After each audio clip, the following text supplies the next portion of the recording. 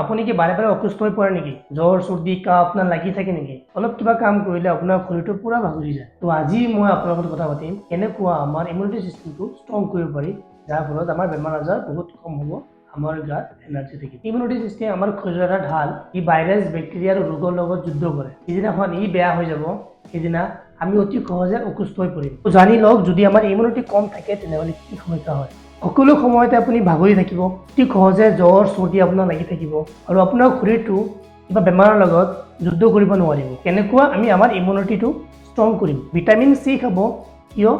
কাৰণ ই আমাৰ শৰীৰৰ ৰোগৰ বিৰুদ্ধে যুদ্ধ কৰিব। আপোনাৰ প্ৰটিন খাব লাগিব, কাৰণ প্ৰটিন হ'ল আমাৰ শৰীৰৰ এটা সৈন্য। হালধীয়া দুধ আৰু গ্ৰীণ টি আপোনাৰ খাব লাগিব, কাৰণ ই আমাৰ নেচাৰেলি বুষ্ট কৰে। খালি খালেই আমাৰ নহ'ব, আমাৰ বডি মুভমেণ্ট কৰিব লাগিব, যেনেকৈ এক্সাৰচাইজ আমাৰ কৰিব লাগিব। যদি আমি এক্সাৰচাইজ কৰোঁ ৰেগুলাৰলি, তেতিয়াহ'লে আমাৰ ইমিউনিটি চিষ্টেমটো বহুত ষ্ট্ৰং হৈ যাব।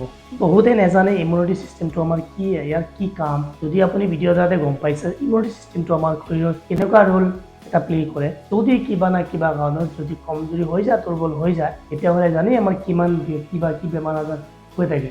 তো যাতে বেমাৰ আজাৰ আমাৰ নহয়, তাৰ কাৰণে আমি কিবা না এক্সাৰচাইজ আমি কৰিব লাগিব। তামোল পাণ গুটখা এইবোৰ এৰি দিয়ক, ভাল ভাল বস্তু খাওক, টোপনি লওক, এক্সাৰচাইজ কৰক আৰু ইমিউনিটি চিষ্টেমটো ষ্ট্ৰং ৰাখক, যাতে আমি সুস্থ থাকিব পাৰিম। তো যদি ভিডিঅ'টো ভাল লাগিছে লাইক কৰি দিব, শ্বেয়াৰ কৰি দিব, ছাবস্ক্ৰাইবটো কৰিবই যদি ভাল লাগিছে। তো তেতিয়ালৈকে সুস্থ থাকক, আকৌ লগ পাম বেলেগ এটা ভিডিঅ'ত। তেতিয়াহ'লে আৰু এটা হেল্ডি ভিডিঅ' আনিম।